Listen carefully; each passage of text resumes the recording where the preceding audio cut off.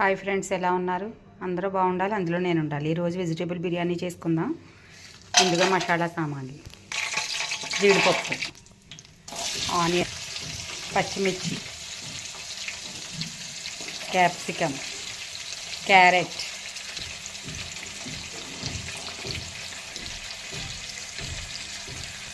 green బటానీ, potato, వేడి నీటిలో వేసి తీసిన కాలీఫ్లవర్, కొత్తిమీర, పుదీనా, అల్లం వెల్లుల్లి పేస్ట్, రుచికి సరిపడగా ఉప్పు, మిల్ మేకర్, స్వీట్ కార్న్,